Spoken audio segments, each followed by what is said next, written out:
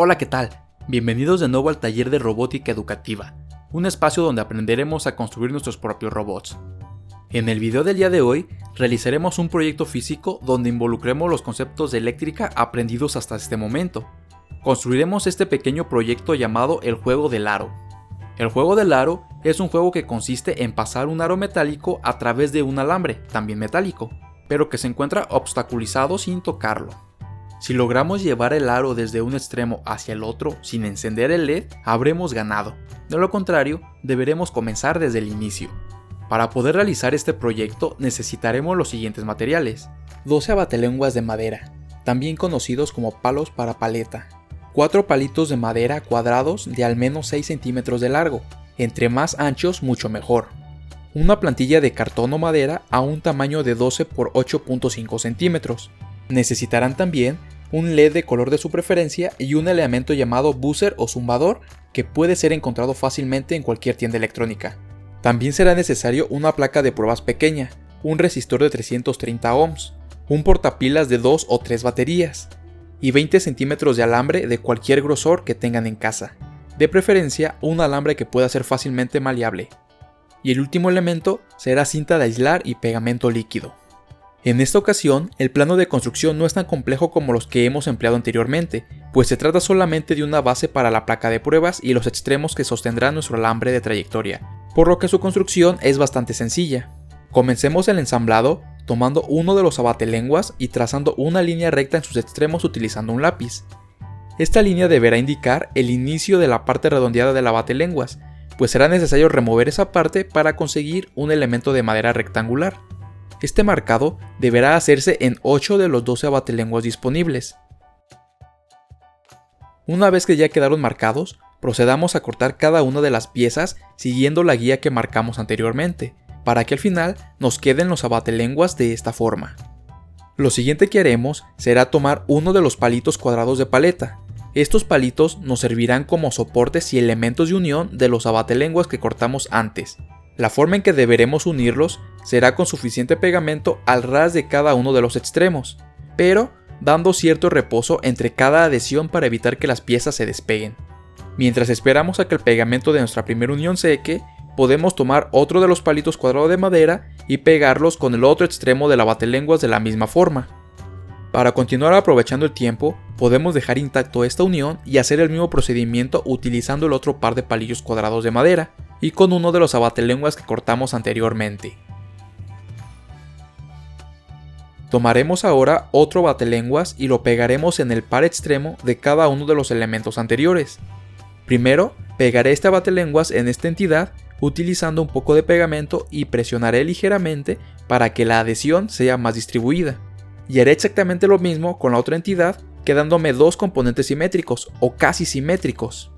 Mientras esperamos a que los nuevos elementos sequen, retirémoslos de nuestra área de trabajo y coloquemos a nuestra plantilla de 12 por 8.5 centímetros y uno de los abatelenguas restantes. Lo que haremos ahora será marcar una línea sobre el abatelenguas de tal manera que indique la longitud del ancho de nuestra plantilla de madera, es decir, a los 8.5 centímetros. Esto nos servirá como referencia para cortar dos pares de abatelenguas a este ancho. Retomemos los dos elementos que fijamos al inicio y apoyémoslos de tal forma que nos permitan unir un par de los abatelenguas que cortamos a 8.5 centímetros en una de las caras paralelas a los abatelenguas que fijamos pasos antes. Nos deberá quedar una estructura como la que se muestra en este momento. El otro elemento que fijamos en un inicio también deberá fijarse con suficiente pegamento y de forma paralela al otro extremo del abatelenguas de 8.5 centímetros. Lo que buscamos hacer con todo esto es formar una estructura de caja que nos sirva como soporte. Y finalmente, el último par de abatelenguas de 8.5 centímetros lo utilizaremos para cerrar la estructura que tenemos hasta este momento.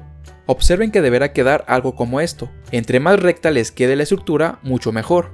Como recomendación, intenten presionar estos últimos elementos y asegúrense de buscar una buena simetría entre cada arista de nuestra estructura.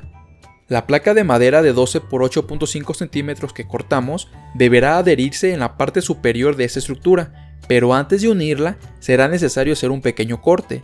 Vamos a marcar dos líneas paralelas a la longitud más pequeña de esta placa y con un grosor aproximadamente del ancho de uno de los abatelenguas.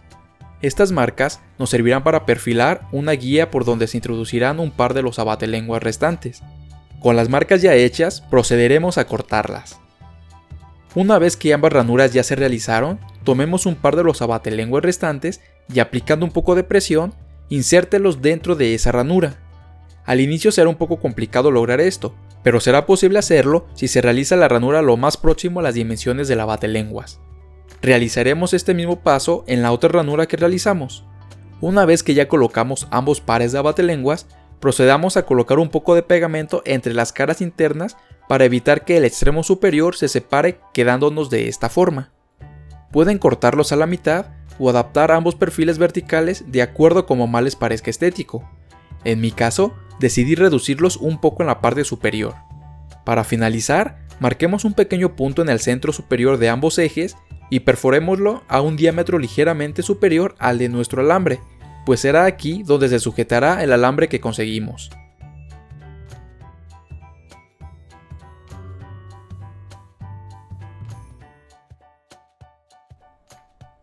En este espacio, que se encuentra entre ambos extremos, podemos adherir nuestra placa de pruebas. Si nosotros retiramos el papel que se encuentra en la parte inferior de la placa de pruebas, dejaremos expuesta una superficie adherible que nos facilitará pegarla sobre la superficie de la base. De igual forma, podemos solamente sobreponerla sin necesidad de pegarla. Ahora bien, lo siguiente que haremos será construir nuestro circuito eléctrico de la siguiente manera.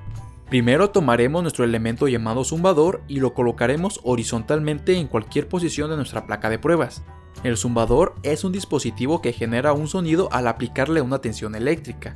En este proyecto nos servirá como identificador o alarma de que hemos tocado el alambre de trayectoria a la par de encender el LED. Este elemento solo incluye dos terminales, de las cuales una se encuentra grabada con un signo de más en la parte superior del encapsulado. Esto nos indica cuál es la polaridad positiva de este elemento, por lo que en esta situación será indispensable que esta terminal se conecte a la línea positiva de nuestra placa de pruebas, de lo contrario no va a funcionar. Aquí está el primer caso en el que es importante conectar correctamente la polaridad del elemento en nuestro circuito. Bueno, en realidad sería el segundo caso. El primero fue el LED, aunque en su momento no lo tratamos como tal. Una vez que ya fijamos nuestro zumbador, vamos a crear un puente entre la misma columna de la terminal positiva a cualquier línea positiva de nuestra placa de pruebas, mientras que la columna de la terminal negativa la dejaremos por este momento intacta. Tomemos ahora nuestro LED y coloquémoslo de tal forma que el cátodo del LED, la terminal más pequeña, coincida con cualquier terminal de la columna de polaridad negativa de nuestro zumbador.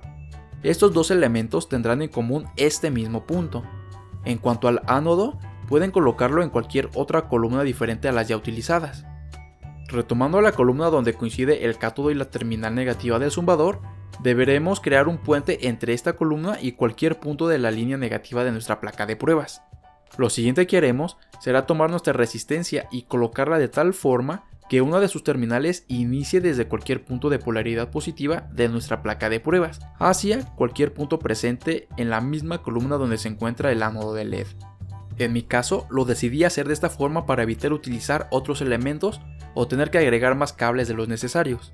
Con esto ya tenemos construido nuestro primer circuito de alarma. Lo que haremos a continuación será construir la trayectoria objetivo. Tomemos aproximadamente entre 15 a 20 centímetros del alambre que conseguimos y con mucho cuidado, utilizando unos alicates, doblemos de forma aleatoria y curviada a este alambre. Entre más curvas tenga, mucho mejor, pues será más retador pasar el circuito.